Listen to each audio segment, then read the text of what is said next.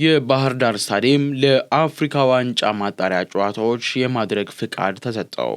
ወደ ፒኤስጂ ሊያቀና የነበረው ግብ ጠባቂ ሱዙኪ ዝውውሩ መቋረጡ ሰምቷል። ሊቨርፑል በአዳም ዋርተን ላይ ብርቱ ፍላጎት እንዳለው ተገልጿል። በዛሬው ዕለት ተጠባቂ የኮሚኒቲ ሺልድ ፍጻሜ መርሃ ግብር ይከናወናል። በማንቸስተር ሲቲ እና በአርሰናል በኩል ይህ ጨዋታ ምን ይመስላል የሚለው የሚጠበቅ ጉዳይ ነው። የሴኔጋል እግር ኳስ ከአሰልጣኙ ጋር ከፍተኛ የገንዘብ ውዝግብ ስለመግባቱም ተሰምቷል። ዓለማችን 5 ዋንጫዎችን ማሸነፍ ነው ሲል ጋብርኤል ማጋሌሽ ተናግሯል። በርካታ የምናነሳቸው ዝርዝር ጉዳዮች ይሆናሉ። እስከ ፍጻሜ ድረስ አብራችሁን ቆዩ። ማንቸስተር ዩናይትድ እና ቼልሲ ትናንትና የአቋም መፈተሻ ጨዋታቸውን አከናውነው ነበረ። የቀድሞ አሰልጣኛቸውን የገጠሙት ማንቸስተር ዩናይትዶች በጨዋታ ላይ ሽንፈት ገጥሟቸዋል። የጨዋታ እንቅስቃሴ ምን ይመስል ነበረ? ቼልሲ በስታንፎርድ ብሪጅ ለመጀመሪያ ጊዜ በዣቢ አሎንሶ እየተመራ ያደረገው ጨዋታ በድል አጠናቋል። አጠቃላይ ከጨዋታው ጋር ተያይዞ የተነሱ ዝርዝር ሀሳቦችን ወደ እናንተ የምናስቃኝ ነው የሚሆነው። የእኩለ ቀን ልዩ ፕሮግራማችን ሮቤል አብርሃም ወደ እናንተ የማደርስ ነው የሚሆነው።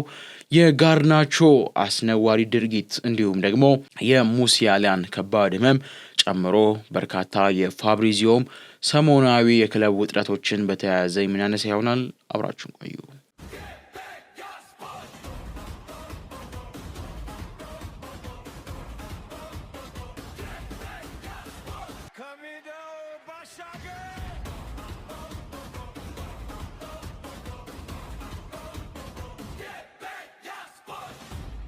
የአፍሪካ እግር ኳስ የበላይ አስተዳዳሪ ካፍ ባህር ዳር ስታዲየም የጥራት መስፈርቱን በማሟላቱ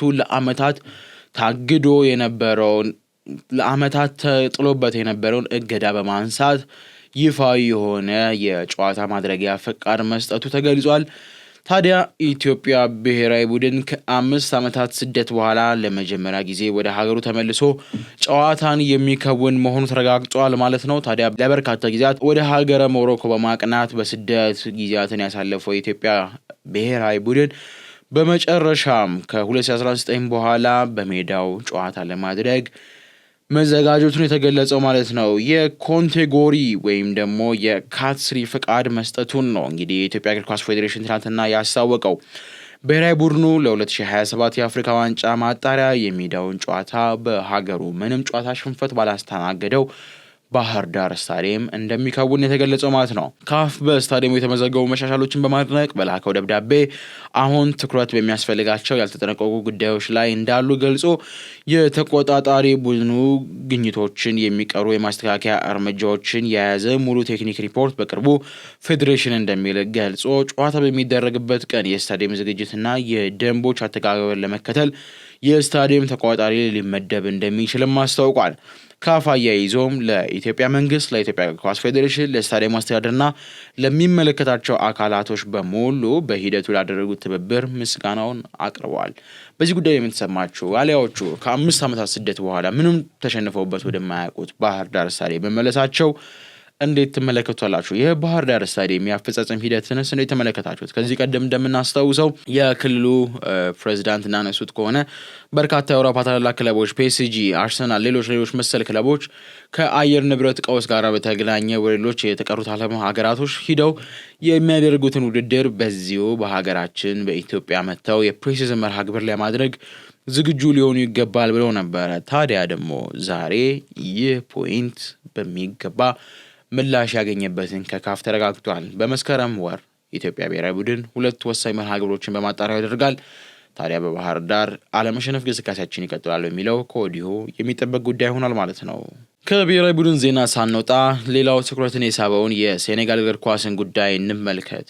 የሴኔጋል ብሔራዊ ቡድን የቀድሞ አሰልጣኝ ፓፔ ቲያዮ ከሴኔጋል እግር ኳስ ፌዴሬሽን ጋር የገንዘብ ክርክር ውስጥ መግባቱ ተሰምቷል። ቲያዮ 423.8 ሚሊዮን ፍራንክ ወይም በግምት በዩሮ 640,000 ዩሮ እንደሚጠይቅ ተዘግቧል።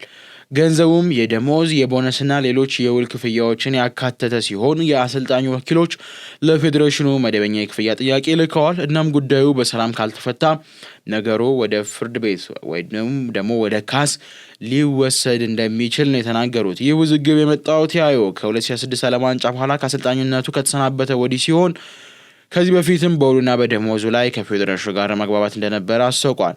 ሴኔጋል ከሜዳ ውጪ በችግር ውስጥ ትገኛለች ሲል ያስታወቀው የሴኔጋሉ ሚዲያ የአፍሪካ ዋንጫ ማሸነፉን ተከትሎ ፓፔቲያዮ ይሰጠዋል ተብሎ ቃል ተገብቶለት የነበረው ቦነስ ከፌዴሬሽኑ እንዳልተሰጠውም ጭምር የተገለጸው። ይህንን ተከትሎ ፓፔቲያዮ 423.8 ሚሊዮን ፍራንክ በእጁ ላይ እንዲገባ ስለመጠየቁ ነው የተሰማው። ይህ ክፍያ በእጁ ላይ የማይገባ ከሆነ ግን ነገሩ ስር ወደ ሰደደ አቅጣጫ ሊያመራ እንደሚችል ተገልጿል። የብሔራዊ ቡድን መረጃዎቻችን እነዚህን ይመስሉ ነበር። ከመሸጋገሪያ በኋላ ተመልሰን ስንገናኝ ዛሬ የሚደረገውን ተጠባቂ ኮሚል ሺልድ ጨዋታን አያይዝ እንዲሁም ደግሞ ትናንትና የተደረጉ ልዩ መርሃ ግብሮችን በምን ይመስሉ ነበር የሚሉትን ምንቃኝ ይሆናል። አብራችን ቆዩ።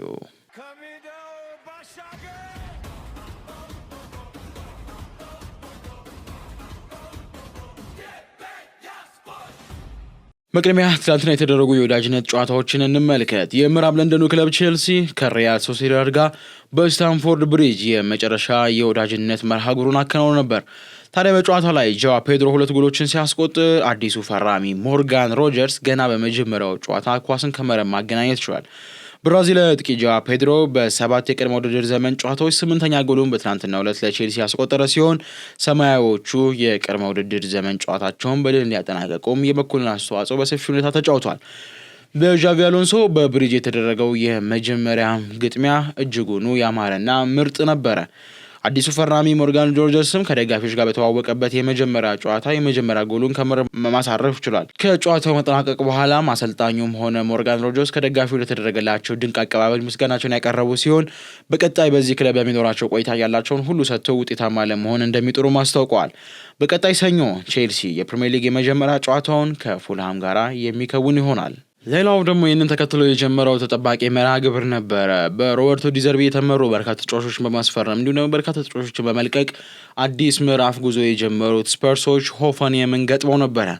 ታዲያ የጀርመኑን ክለብ በገጠሙበት የመጀመሪያ ጨዋታ ሪቻርልሰን 35ኛ ደቂቃ እንዲሁም ደግሞ ሞሬ 59ና 79 ደቂቃ ላይ ባስቆጠራቸው 2 ጎሎች ቡድኑ በአጠቃላይ ሆፈንሄምን 3-0 በማሸነፍ የፕሪሲዝን ጨዋታቸውን በግሩም ሁኔታ ማስቀጠል የቻሉበት ውጤትን አስቀጥለዋል። በትናንትናው ጨዋታ ላይ የቡድኑ ወሳኝ የሚባሉ ተጫዋቾች ሙሉ ዘጠናውን የተጫወቱ ሲሆን ሆፈንሄምም እንደዚሁ ወሳኝ የሚባሉ ተጫዋቾችን በመያዝ ነበር ጨዋታውን የከወነው።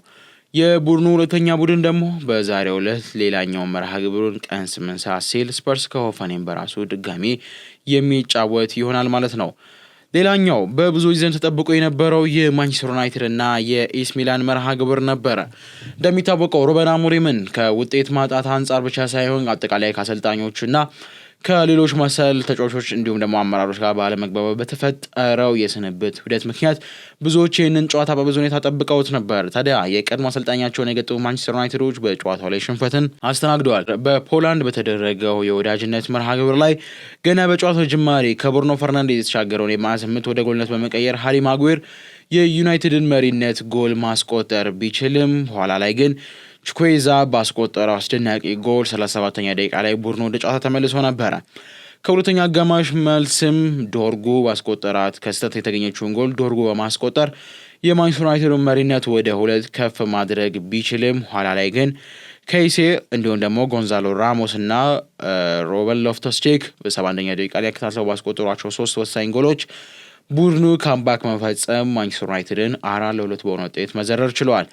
በጨዋታው ላይም እጅግ ተመጣጣኝ ፉክክር በማይባል ደረጃ ኤሲ ሚላን እጅጉኑ በልጦ ባመሸበት መርሃ ግብር በኳስ ቁጥጥርም በሙከራ ረገድም የተሻለ ሆኖ ባመሸበት ዕለት ሩበን አሞሪም በሱ በተተካው ማይክል ካሪክን አስተምሮት ብዙ ነገር ያለፈበት አጋጣሚ ሆኗል። ከጨዋታው መጠናቀቅ በኋላም ሩበን አሞሪም ማንቸስተር ዩናይትድን አሁንም ቢሆን እወዳለሁ፣ ይህንን ጨዋታ እርግጥ ነው ለማሸነፍ ፈልጌ ነበር፣ ምክንያቱም ለራሴ ሆነ ለደጋፊዎች ራሴ ማሳያ ምስል ፈልግ ነበረ፣ ስለዚህ እንደዚህ ባሉ ጨዋታዎች ላይ ድል ማግኘት ፈልግ ነበረ፣ ስለተሳካልኝ ደስ ብሎኛል ሲልም ተናግሯል።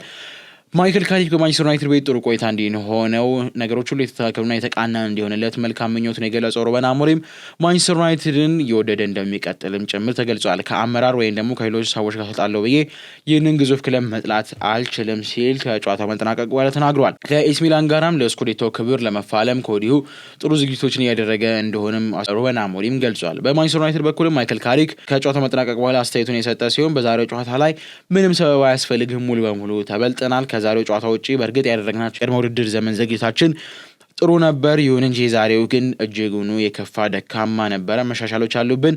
ሰዎችን መደርደር አያስፈልግም። ወደ አቋማችን ለመመለስ ከወዲሁ ጥሩ ዝግጅቶች ማድረግ ይጠበቅብናል። ሳምንት ለሚደረገው ወሳኝ መርሃ ግብር ከወዲሁ ነገሮችን እያሻሻልን መሄድ ይጠበቅብናል ሲሉ የተናገሩት ማለት ነው።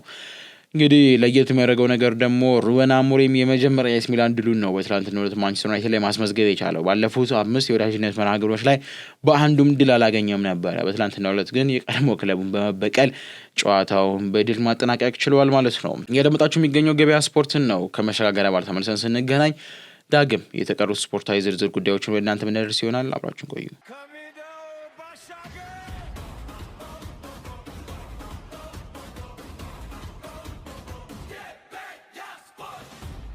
ተጠባቂው የኮሚል ሺልድ መርሃ ግብር በዛሬው ዕለት ይከወናል። ቀን 11 ሰዓት ሲል በሚሊኒየም ስታዲየም በካርዲፍ ሜዳ የ2026-27 የውድድር ዘመን መክፈቻን አስመልክቶ የቻሪቲ ወይም ደግሞ ኮሚል ሺልድ ካፕ የሚከወን ይሆናል።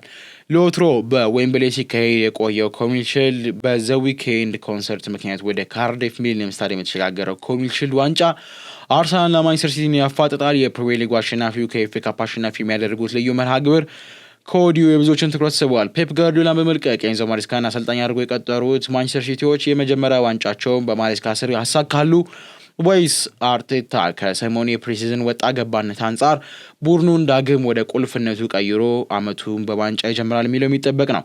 ከጨዋታው ጋር አያይዞ ጋብርኤል ማጋሌሽ ሀሳቡንና አስተያየቱን የሰጠ ሲሆን በባለፈው የሻምፒዮንስ ሊግ ፍጻሜ ጨዋታ ላይ ያስተናገድነው ሽንፈት ያን ንዴት በዚህ ዓመት በብዙ ነገር መነሳሻ እንዲሆነን ዳርጎናል።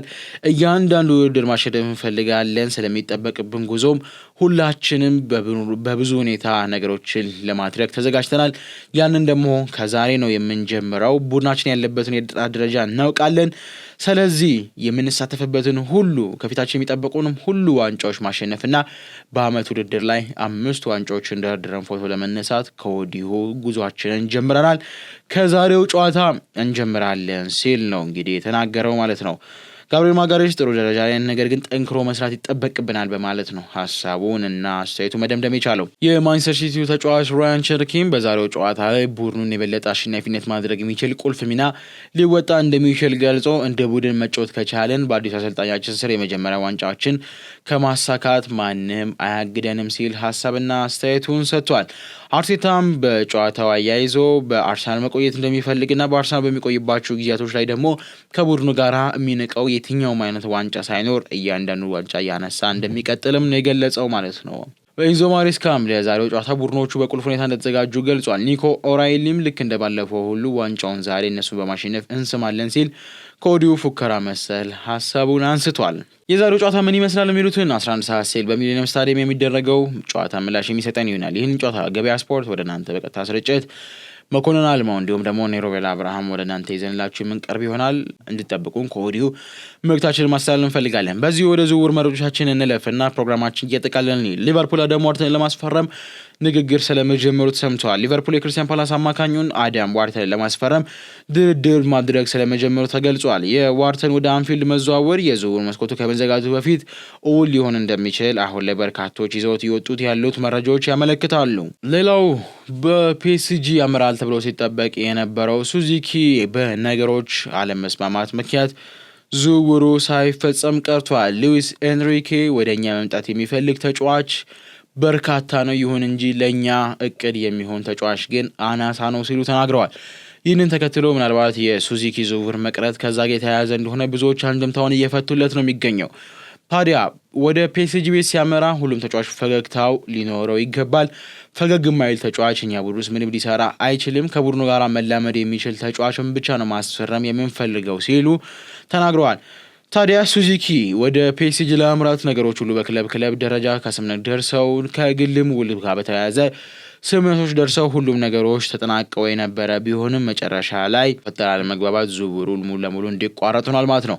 ይህንን ተከትሎ የእንግሊዙ ክለብ አስቶን ቪላ ሱዙኪን ለማስፈረም ንግግር ስለመጀመር ሰምቷል። ኤሚሊያኖ ማርቲኔዝ ክለቡ ለመልቀቅ መቃረቡን ተከትሎ የሱ ተተኪ እንዲሆን ኡናይ ኤምሬ ጭምር በማሳሰብ ግጥባቂውን ለማስፈረም ከወዲሁ ዝግጅት መጀመራቸውን የተሰማው ምናልባት ቀጣይ መዳረሻውም እዛ ሊሆን እንደሚችል ተገልጿል። የሮድሪ ዝውውርም ሌላው ትኩረትን የሳበ ጉዳይ ነው። እንደ አርኤምኤስ ዘገባ ከሆነ ባርሴሎና ለማንቸስተር ሲቲ ያቀረበው ሶስተኛ የዝውውር ጥያቄ በድጋሜ በትናንትናው ምሽት ላይ ውድቅ ሆኗል። ይህንን ተከትሎ ማንቸስተር ሲቲ ለተጫዋቹ ተስማሚ የሆነ ክፍያ ማግኘት የማይችል ከሆነ በዚህ ውድድር ዓመት የትም እንደማይለቅ ጭምር ማሳወቅ ችሏል። ጆኤሊንተን ጉዳት አስተናግዷል። ኒውካስትል ዩናይትድ ዘንድሮ በብዙ የተፈተነ እንደሆነ ምንም ጥያቄ የለውም። አሰልጣኙን አጥቷል፣ በርካታ ተጫዋቾቹን አጥቷል። አሁን ደግሞ ጆኤሊንተንን በጉዳት ለረጅም ሳምንታት ሊያጣው ስለሞት ሰምቷል።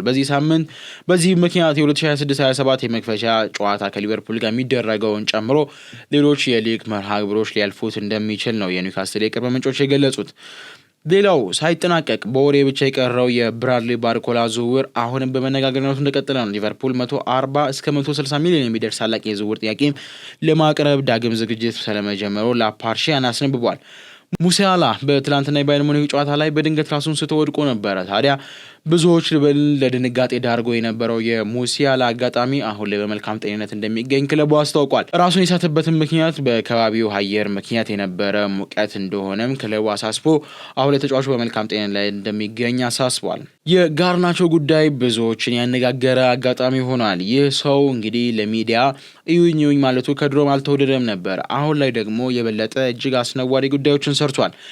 ኤዲ ጋርሺያ የቀድሞ የጋርናቾ ሚስት እርጉዝ ባለችበት ወቅት በማማገጡ ምክንያት እንደተለያዩ የቅንዝ የተወሳ ነው። ታዲያ አሁን ላይ መለያየታቸው እንዳለ ሆኖ በአንድ ቤት በአንድ ጥላ ውስጥ መኖር መጀመራቸው ግን የቅርብ ጊዜ ሀቅ ነው።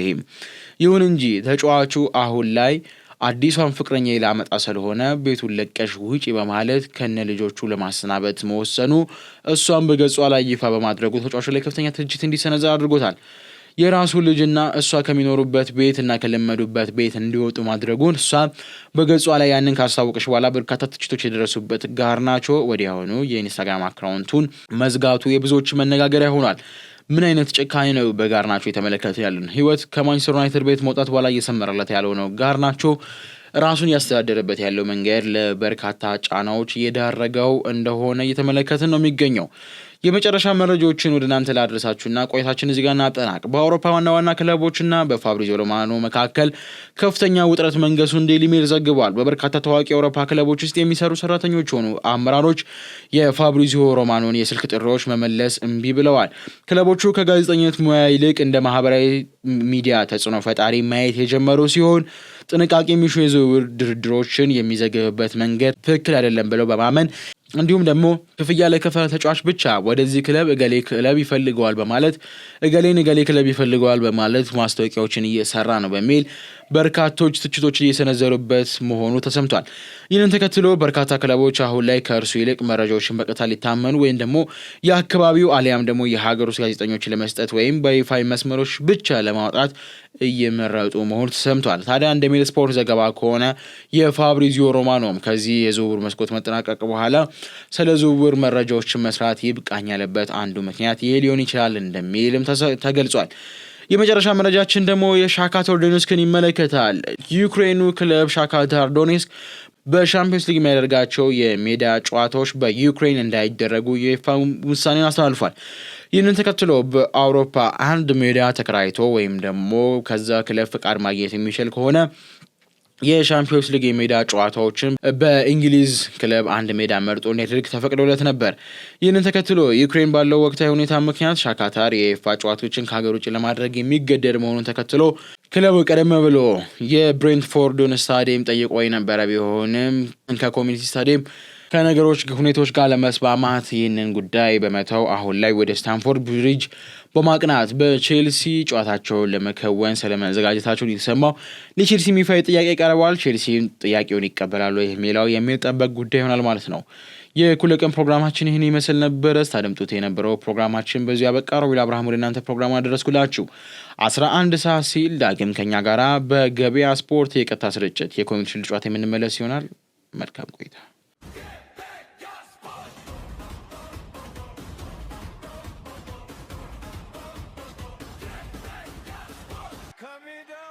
Shaka!